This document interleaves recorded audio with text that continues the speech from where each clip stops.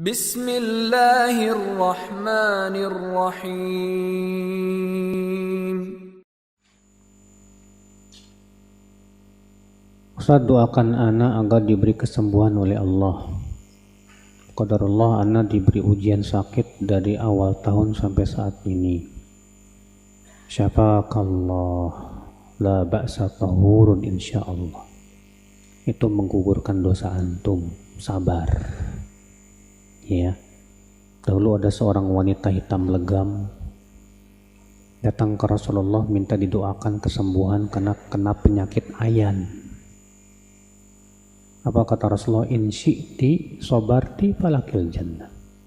Kalau kamu mau sabar, ya, karena si wanita ini minta didoakan oleh Rasulullah supaya sembuh. Apa kata Rasulullah? Kalau kamu mau sabar, buat kamu surga. Kata Rasulullah, idzan asbir ya Rasulullah. Kalau begitu aku sabar aja deh. Namun doakan aku li'alla atakasyaf, supaya auratku tidak terbuka saat aku terkena ayan. Masya Allah, ya, ini wanita hitam ini, ya, saking semangat untuk menjaga auratnya, khawatir ketika kena ayan, auratnya apa? Terbuka, minta. Ya, Masya Allah. Dan ia termasuk penduduk surga. Bagaimana hukum menulis nama dan tanggal lahir di makam? Dalam riwayat Tirmidzi, nah Rasulullah SAW an yuktaba alaiha. Rasulullah SAW melarang untuk menulisi kuburan. Jadi ada hadis yang melarangnya, Pak. Ya, untuk menulisi kuburan ada larangannya dari Rasulullah SAW. Jadi tidak boleh ditulisi, tidak boleh. Ya. Di manakah pemakaman yang sesuai sunnah di Jakarta? Wah, nggak tahu saya. Saya bukan orang Jakarta soalnya, jadi nggak tahu.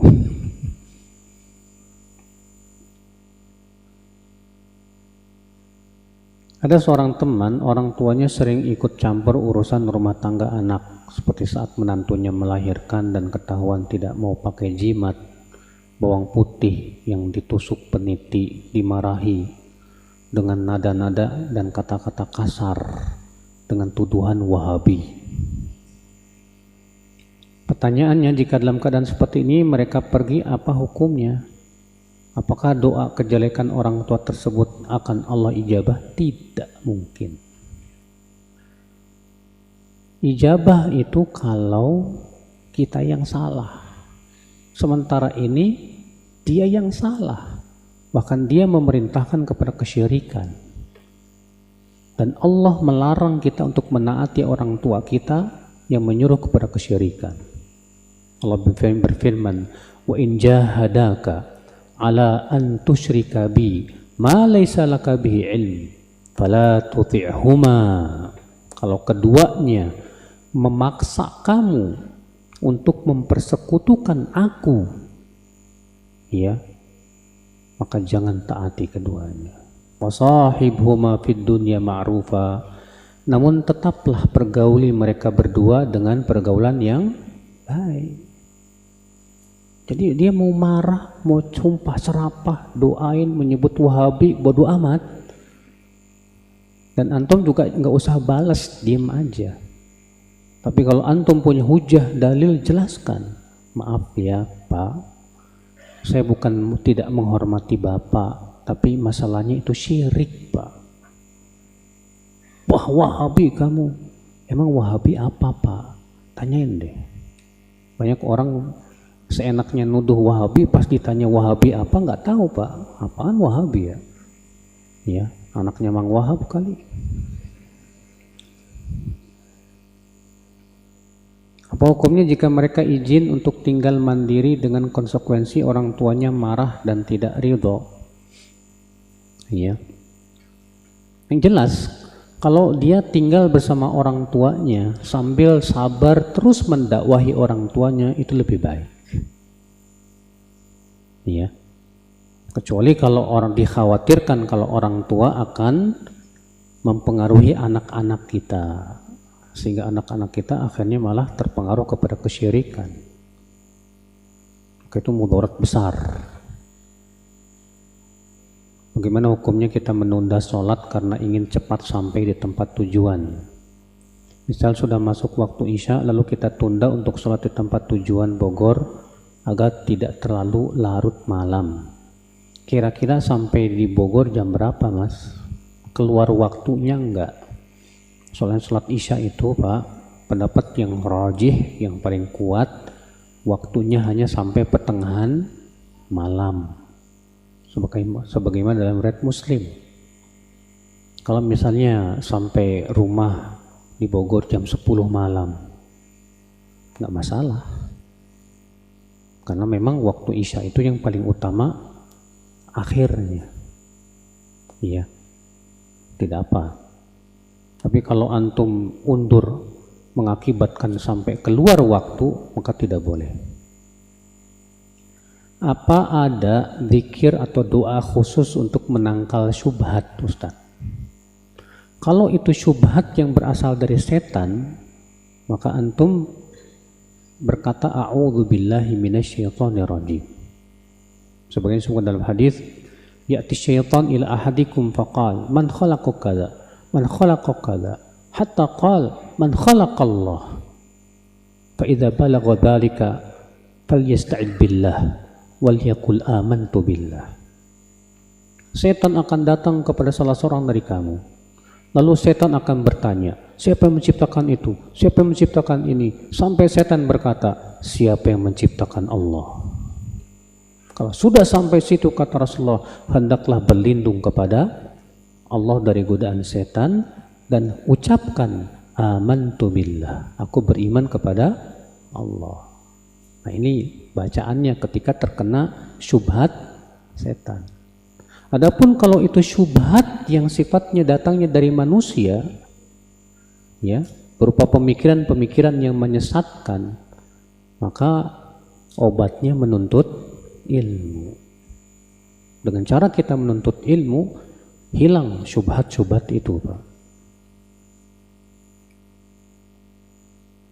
Kalau kaki masih pakai kutek, teman saya rajin ke masjid tapi kukunya masih pakai kutek, ya, wudunya gimana tuh? Ini kuteknya dari apa ya? Kalau kutek itu kutek yang bisa menghalangi air, wajib dibersihkan.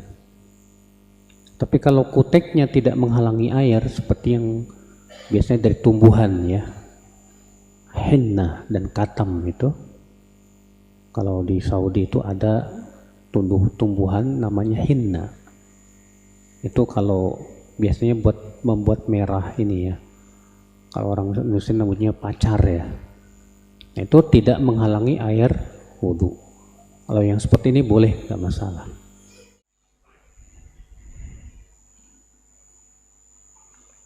Kalau sudah berwudu tapi tiba-tiba harus bersihkan anak-anak yang buang air besar.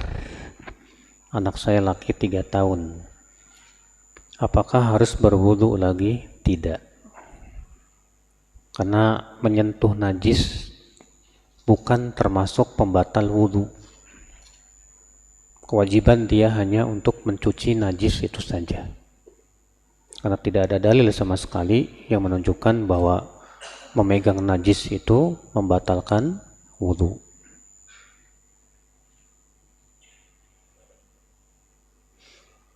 Bagaimana hukum mengatakan begini, kalau bukan karena si A, si B bisa mati, tapi hatinya tetap yakin kematian itu keputusan Allah? Tidak cukup hanya sebatas hatinya yakin, kalau lafadznya mengandung kesyirikan.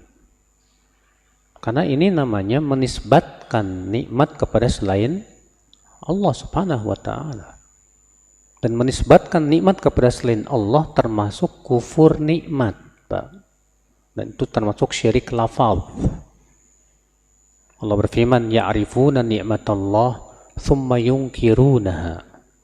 Mereka mengenal nikmat Allah, kemudian mereka mengingkarinya. Kata sebagian ulama, yaitu dengan menisbatkan nikmat tersebut kepada selain Allah. Maka yang lebih baik dia ucapkan kalau bukan karena karunia dia dari Allah, kemudian adanya si fulan. Itu lebih baik, Pak.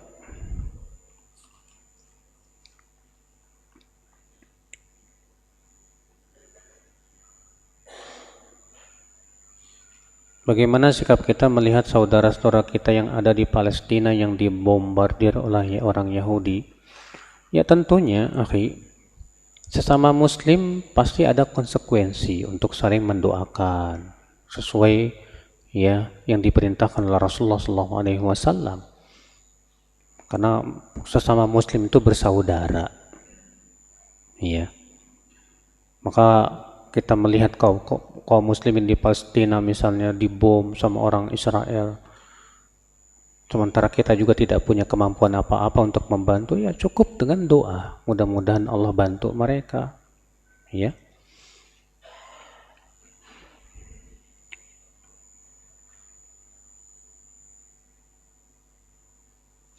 Apakah berdosa seorang anak yang menolak keinginan ibunya untuk membatalkan rencana pernikahannya karena calon istrinya wajahnya nggak cantik?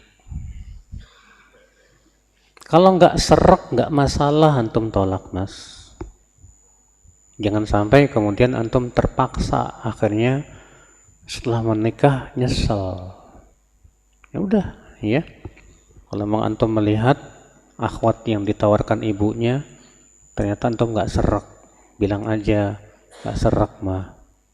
Iya, antum nikahi dan cari, tapi juga jangan terlalu tinggi standar antum juga, mas. Pengennya antum kayak bintang film, ya, sementara antum sendiri nilainya 5 gitu kan. Ya ngaca lah, ya. Yang jelas kata Nabi SAW, tunkahul mar'atu li arba. Wanita itu dinikahi karena 4. Karena kecantikannya, karena hartanya, karena keturunannya, dan karena agamanya. Fadfar bidzatid din taribat yadak. Maka carilah yang punya agama. Niscaya kamu akan beruntung. Memang terjadi khilaf di kalangan para ulama. Mana yang lebih dahulukan, agama dulu atau cantik dulu? Kalau Abu Hanifah madhabnya cantik dulu, karena menurut Abu Hanifah kalau agama masih bisa dididik, kalau cantik nggak bisa dididik. Iya. Yang kedua kata Abu Hanifah, tujuan menikah itu adalah menundukkan pandangan. Sekarang kalau istri kita nggak cantik, bagaimana kita akan bisa menundukkan pandangan, kata beliau. Ya kuat juga sih. Iya, tapi sekali lagi tadi ya, kita pun juga jangan terlalu punya standar yang terlalu susah, Pak. Ya, sampai saya pernah ketemu sama ikhwan umur 40 tahun belum nikah juga. Ya, terlalu tinggi standarnya.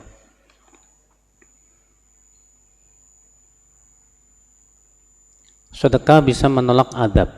Bagaimana sebagai istri yang tidak berpenghasilan dan jarang sedekah? Apakah sedekahnya suami istri mendapatkan pahalanya? Dan jika tidak, bagaimana solusinya, Ustadz? Yang paling bagus, suami itu yang menyuruh istrinya sedekah, mas. Karena disebutkan dalam hadis, kalau istri yang sedekah, maka yang mendapatkan pahala bukan cuma istri. Iya.